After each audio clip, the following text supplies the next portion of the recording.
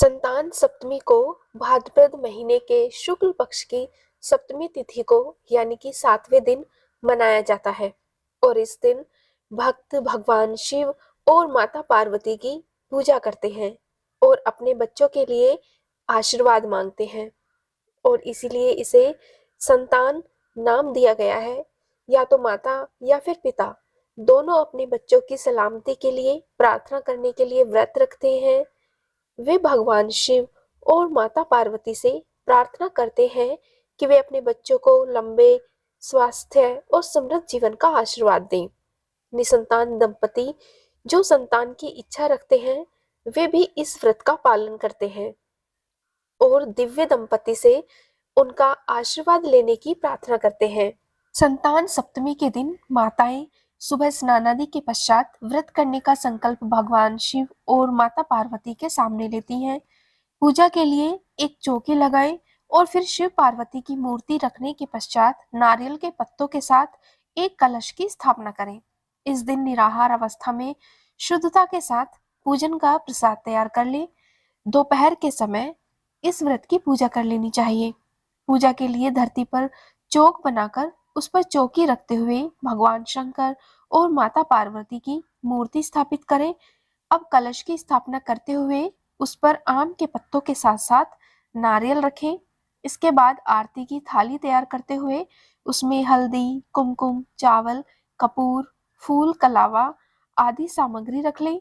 फिर भगवान के सामने दीपक जलाएं और फिर केले के पत्ते में बांधकर 7 मीठी पूड़ियों को पूजा स्थान पर रख दें। जिसके बाद संतान की रक्षा और उन्नति के लिए प्रार्थना करते हुए भगवान शंकर को कलावा अर्पित करें। मान्यता के अनुसार पूजा के समय सूती डोरा या फिर चांदी की संतान सप्तमी की चूड़ी हाथ में अवश्य पहननी चाहिए और माना जाता है कि संतान सप्तमी के पूजन के पश्चात धूप दीप नैवेद्य अर्पित करने के बाद संतान सप्तमी की कथा पढ़नी या फिर सुननी चाहिए। वहीं इसके बाद कथा की जो पुस्तक होती है उसका भी पूजन करना चाहिए और इसके बाद भगवान को भोग लगाकर व्रत खोलना चाहिए। अब सुनते हैं संतान सप्तमी की व्रत कथा। एक बार श्री कृष्ण ने युधिष्ठिर को बताया कि किसी समय मथुरा में लोमस ऋषि आए थे। मेरे माता पिता देवकी तथा वसुदेव ने भक्ति पूर्वक उनकी सेवा की तो ऋषि ने उन्हें कंस द्वारा मारे गए पुत्रों को शोक से उबरने के लिए आदेश दिया कि हे देवकी, कंस ने तुम्हारे कई पुत्रों को पैदा होते ही मारकर तुम्हें पुत्र शोक दिया है, तो इस दुख से मुक्त होने के लिए तुम संतान सप्तमी का व्रत रखो। राजा नहुष की रानी चंद्रमुखी ने भी यह व्रत किया था, तब उसके भी पुत्र नहीं मरे। यह व्रत तुम्हें भी पुत्र शोक से मुक्त करेगा। तब देवकी ने पूछा, हे देव, मुझे व्रत का पूरा विधि विधान बताने की कृपा करें ताकि मैं विधि पूर्वक इस व्रत को संपन्न कर सकूं। लोमश ऋषि ने उन्हें व्रत का पूजन और विधान बताकर व्रत कथा भी बताई। नहुष अयोध्यापुरी का प्रतापी राजा था और उसकी पत्नी का नाम चंद्रमुखी था। उसके राज्य में ही विष्णुदत्त नामक एक ब्राह्मण रहता था। उसकी पत्नी का नाम रूपवती था। रानी चंद्रमुखी तथा रूपवती में परस्पर घनिष्ठ प्रेम था। एक दिन वे दोनों सरयू में स्नान करने गई। वहां अन्य स्त्रियां भी स्नान कर रही थीं। उन स्त्रियों ने वहीं पार्वती और शिव की प्रतिमा बनाकर विधि पूर्वक उनका पूजन किया। तब रानी चंद्रमुखी तथा रूपवती ने उन स्त्रियों से पूजन का नाम तथा विधि पूछी। उन स्त्रियों में से एक स्त्री ने बताया कि हमने पार्वती सहित शिव की पूजा की है। भगवान शिव का डोरा बांधकर हमने संकल्प किया है कि जब तक जीवित रहेंगी तब तक हम यह व्रत करती रहेंगी। यह मुक्ताभरण व्रत सुख तथा संतान देने वाला है। उस व्रत की बात सुनकर उन दोनों सखियों ने भी जीवन पर्यंत इस व्रत को करने का संकल्प करके शिवजी के नाम का डोरा बांध लिया। किंतु घर पहुंचने पर वे संकल्प को भूल गई।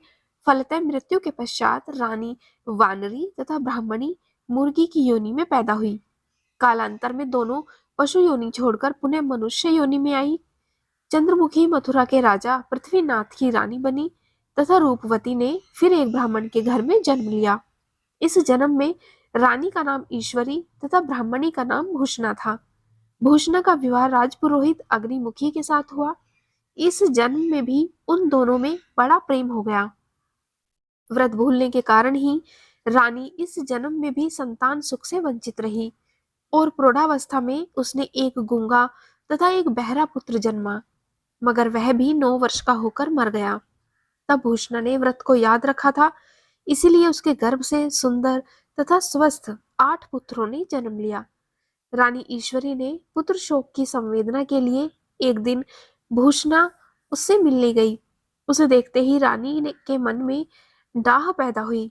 उसने भूषणा को विदा करके उसके पुत्रों को भोजन के लिए बुलाया और भोजन में विष मिला दिया, परंतु भूषणा के व्रत के प्रभाव से उनका बाल भी बाका न हुआ। इससे रानी को और भी अधिक क्रोध आया।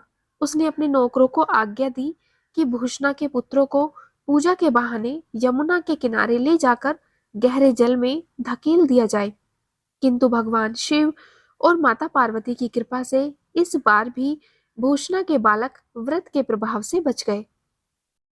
परिणामतः रानी ने जल्लादों को बुलाकर आज्ञा दी कि ब्राह्मण बालकों को वध स्थल पर ले जाकर मार डालो, किंतु जल्लादों द्वारा बेहद प्रयास करने पर भी बालक नहीं मर सके। यह समाचार सुनकर रानी को आश्चर्य हुआ। उसने भूषणा को बुलाकर सारी बात बताई और फिर क्षमा याचना करके उससे पूछा कि किस कारण तुम्हारे बच्चे नहीं मर रहे हैं। तब भूषणा बोली, क्या आपको पुनर्जन्म की बात याद नहीं है? तब रानी ने आश्चर्य से कहा कि नहीं, मुझे तो कुछ भी याद नहीं है। तब उसने कहा, सुनो, पूर्व जन्म में तुम राजा नहुष की रानी थी और मैं तुम्हारी सखी थी। हम दोनों ने एक बार भगवान शिव का डोरा बांधकर संकल्प किया था कि जीवन पर्यंत संतान सप्तमी का व्रत किया करेंगी, किंतु दुर्भाग्यवश हम भूल गई और व्रत की अवहेलना होने के कारण विभिन्न योनियों में जन्म लेती हुई अब फिर मनुष्य योनि को प्राप्त हुई है। अब मुझे उस व्रत की याद हो आई थी, इसीलिए मैंने व्रत किया। उसी के प्रभाव से आप मेरे पुत्रों को चाहकर भी नहीं मार सकी।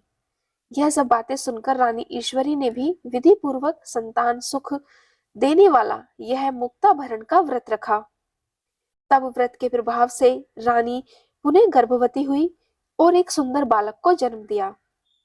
उसी समय से पुत्र प्राप्ति और संतान की रक्षा के लिए यह व्रत प्रचलित है।